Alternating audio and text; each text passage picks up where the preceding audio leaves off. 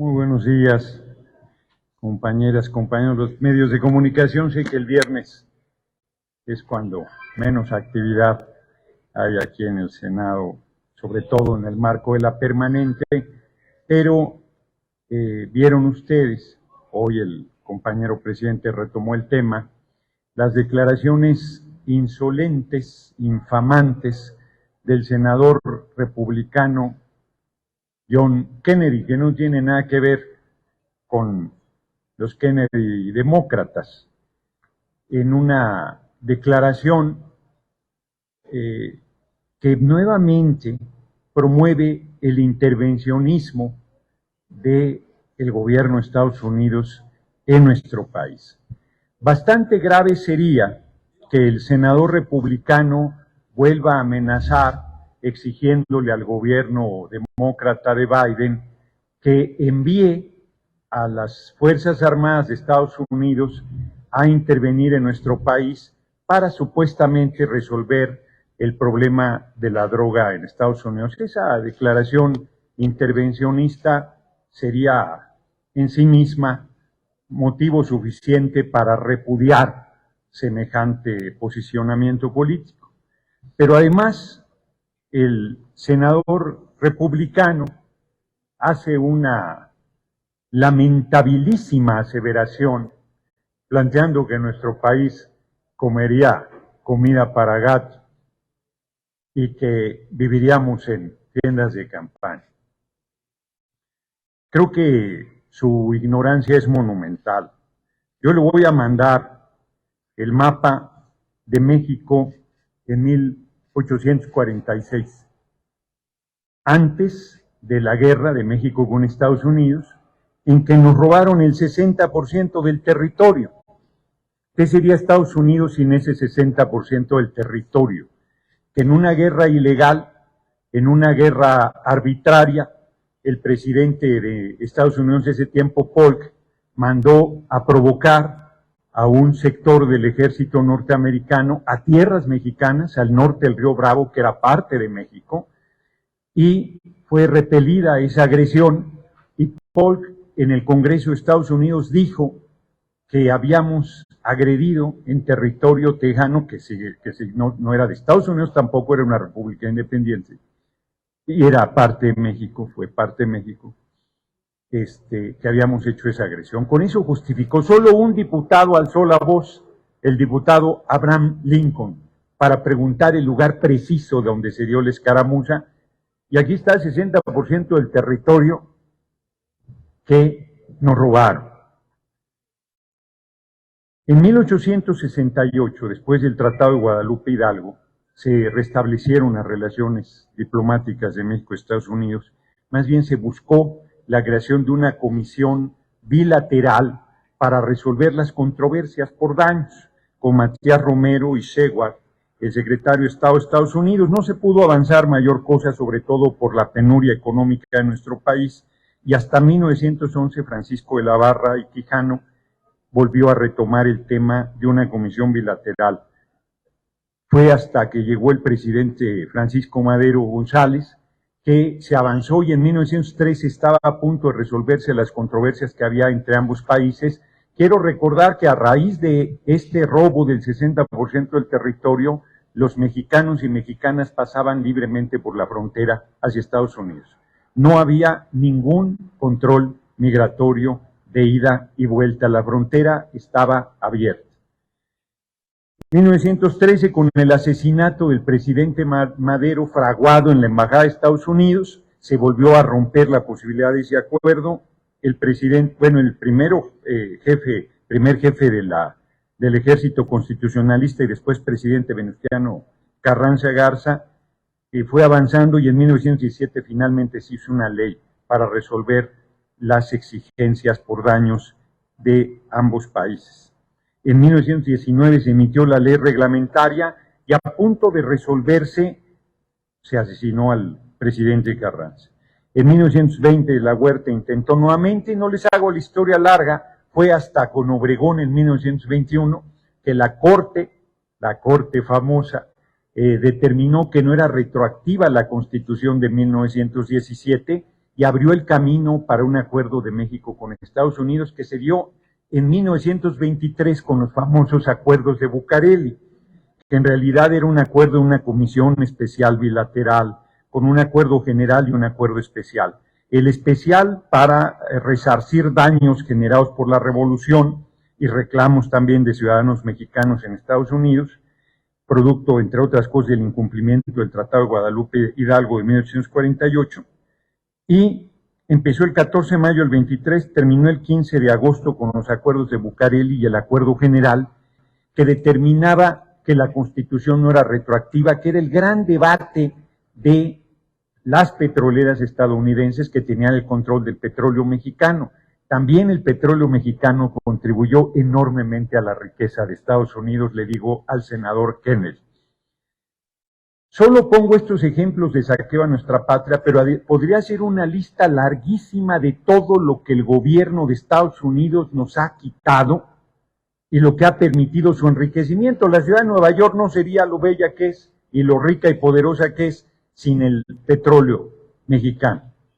Entonces, el senador es un ignorante y además no conoce que el compañero presidente López Obrador, en el marco del aniversario del natalicio de Simón Bolívar hace un par de años, planteó una integración latinoamericana de todo el continente comercial con Estados Unidos. O sea, no dijo vámonos con China, vámonos con Rusia, vámonos a un bloque independiente, dijo vamos a una articulación común, eso sí, con un cambio de la política estadounidense que no puede seguir siendo arbitraria, autoritaria, imperialista.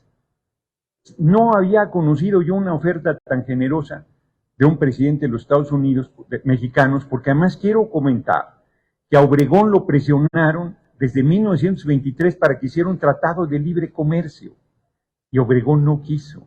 Y fue hasta Carlos Salinas en 1994 que se hizo el Tratado de Libre Comercio, que destruyó la planta productiva del campo y la ciudad de nuestro país.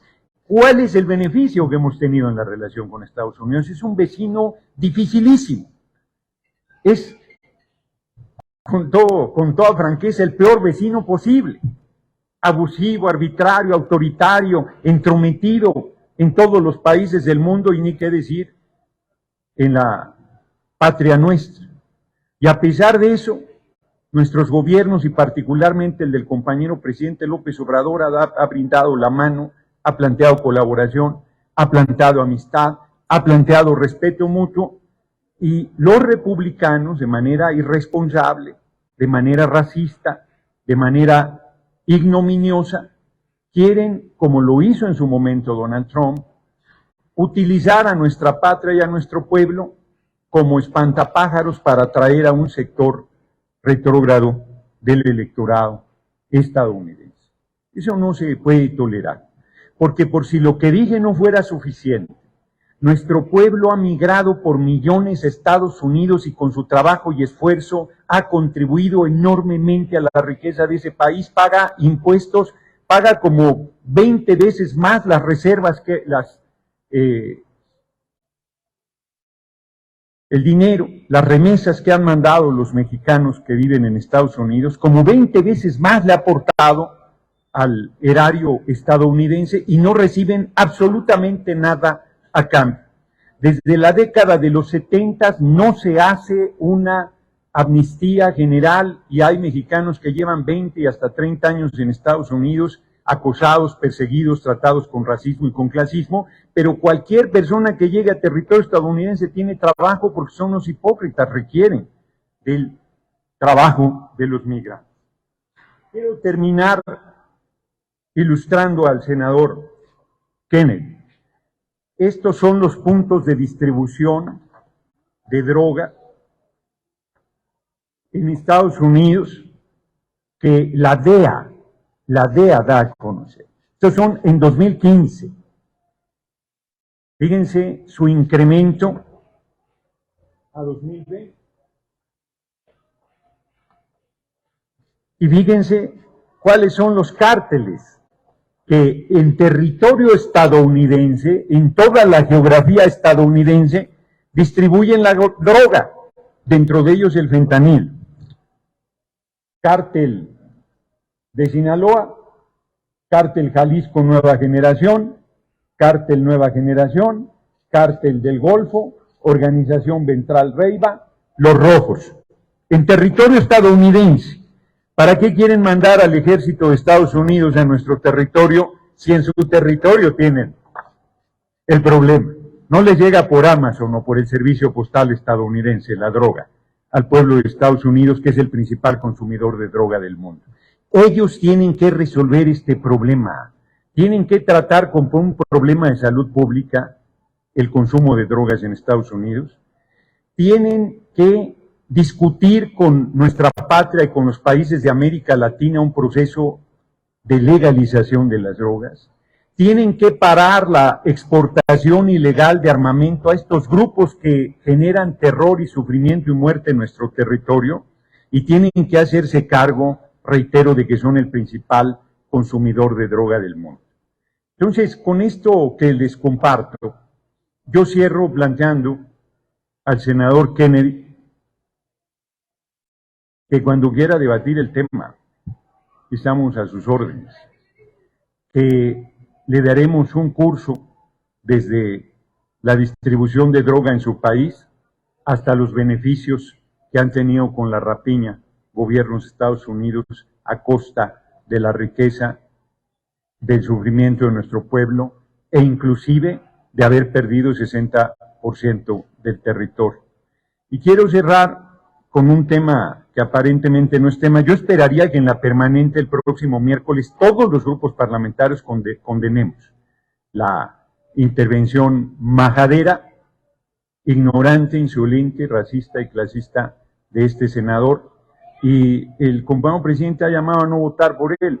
Yo creo que habría que llamar a las mexicanas y mexicanos en Estados Unidos que tienen doble nacionalidad a no votar por los republicanos mientras no modifiquen esta conducta demagoga e irresponsable en contra de nuestro pueblo. Y cierro en otro orden de ideas, si hay alguna pregunta la contesto con mucho gusto, también emplazando a debate a los mesías de la oposición, según el cabeza hueca de Vicente Fox, la senadora María del Carmen Telles y el diputado Santiago Krill. Podemos debatir en la permanente, pero ahí las reglas del debate son muy rígidas. Entonces los invito a debatir los temas que quieran, cuando quieran, y pueden llevar al señorito X, a Claudio X González también. Con los tres, siempre que me den el mismo tiempo, acepto el intercambio en los temas que quieran. Eso es lo que comentaría si hubiese alguna pregunta, y si no, se agradecería. No tenemos preguntas, diputado, todo quedó perfectamente pues eso claro. es. Bueno, y le voy a mandar al senador Kerry este libro de las conferencias de Bucareli, de Rodolfo Villarreal Ríos, para que se ilustre un poco de... Yo creo que lo voy a acompañar de un libro sobre la guerra de México y Estados Unidos. Con estos dos libros espero que tenga un mínimo de conocimiento de la historia de su país, del nuestro, y de las relaciones muy difíciles que hemos tenido siempre con el gobierno del vecino país. Muchas gracias.